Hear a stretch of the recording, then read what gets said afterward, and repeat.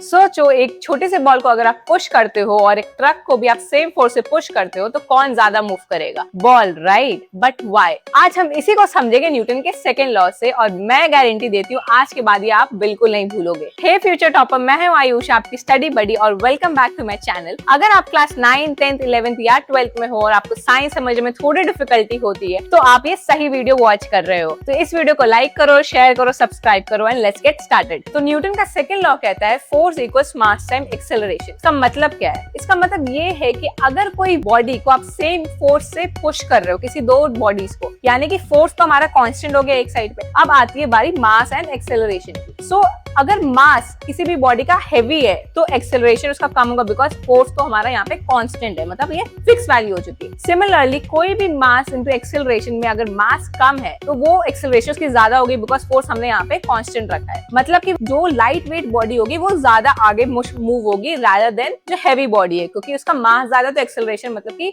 आगे को वो पुश ज्यादा नहीं हो पाई। तो अब इसकी यूनिट समझ लेते हैं। फोर्स का मतलब होता है कि आप कितना पुश या पुल कर रहे हो किसी ऑब्जेक्ट को, तो इसकी यूनिट होती है न्यूटन। अब मास का मतलब समझते हैं। इस मास का मतलब होता है कितना कंटेंट है किसी भी ऑब्जेक्ट में, तो इसकी एसआई यूनिट हो गई केजी। एक्सेलरेशन का मतलब है कितना फास्ट स्पीड चेंज हो रही है, तो इसकी एसआई यूनिट हो गई मीटर पर सेकंड स्क्वायर। इसमें एक इंपॉर्टेंट चीज याद रखना कि जिस डायरेक्शन में आप फोर्स लगाते हो उसी डायरेक्शन में एक्सेलरेशन होगी। मतलब कि जिस डायरेक्शन में आप फोर्स लगा रहे हो उसी डायरेक्शन में तो ऑब्जेक्ट मूव होगा। सिंपल है। अब रियल एग्जांपल से समझते हैं। जैसे कि विराट कोहली मान लो बैटिंग पे आ गया एंड किसी बॉलर को उसे ज्यादा फोर्स से बॉल फेंकनी है, तो ज्यादा फोर्स का मतलब ये हुआ कि बॉल का तो वेट कांस्टेंट है, मास, तो अगर जब उसको ज्यादा फोर्स से फेंकना है, इसका मतलब वो उसको बॉल को ज्यादा एक्सेलरेट करना पड़ेगा ताकि वो ज्यादा फोर्स से बैट्समैन के पास बॉल जाए। दूसरा एग्जांपल हो गया कार और साइकिल का। तो मान लो कार और साइकिल में आपने सेम इंजन लगा दिया हो, मतलब कि आप सेम फोर्स देने वाले हो उसे, फिर भी कार कम पेस पे मूव करेगी आगे रादर देन साइकिल, क्योंकि फोर्स तो हमने मोटर से सेम दे दिया दोनों का। अब चेंज क्या हो सकता है, मास या एक्सेलरेशन। अब मास क्योंकि कार का ज्यादा होगा साइकिल से, तो एक्सेलरेशन उसको बैलेंस करेगा, यानी वो कम पेस पे एक्सेलरेट करेगी कार। सिमिलरली साइकिल में मास कम है तो एक्सेलरेशन उसमें ज्यादा होगा, तो वो ज्यादा फास्टर मूव करेगी रादर देन कार, अगर मोटर दोनों की सेम है। अब एक टॉपर ट्रिक बताती हूँ कि इस फॉर्मूले को आप 3 तरीके से यूज कर सकते हो। अगर आपको फोर्स निकालना है तो आप मास और एक्सेलरेशन का प्रोडक्ट मल्टीप्लाई करोगे। अगर आपको इसमें एक्सेलरेशन निकालना है तो आप क्या करोगे, फोर्स बाय ma करोगे, जिसमें फोर्स और मास आपको गिवन होगा। सिमिलरली अगर आपको किसी चीज की मास निकालना है, आपको फोर्स और एक्सेलरेशन पता है, तो आप उसका मास फोर्स बाय एक्सेलरेशन से निकाल सकते हो। सो बेसिकली एक फॉर्मूला याद रखो, फोर्स इज इक्वल टू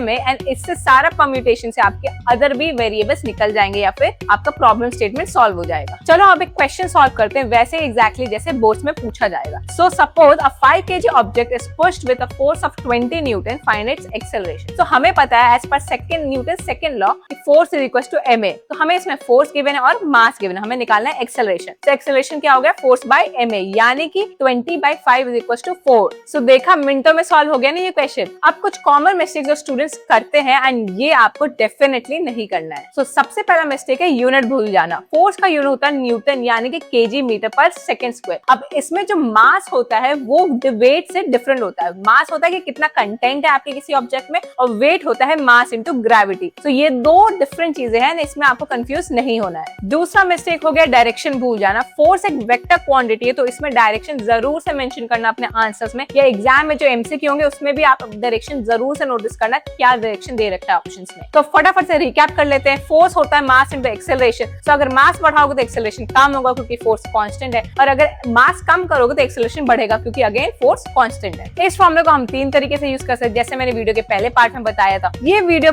पसंद आई हो तो इसे लाइक, शेयर एंड सब्सक्राइब करना, एंड आगे और भी वीडियोस के लिए मेरे को कमेंट कर देना कमेंट सेक्शन में कि अगला वीडियो आपको किस पे देखना है।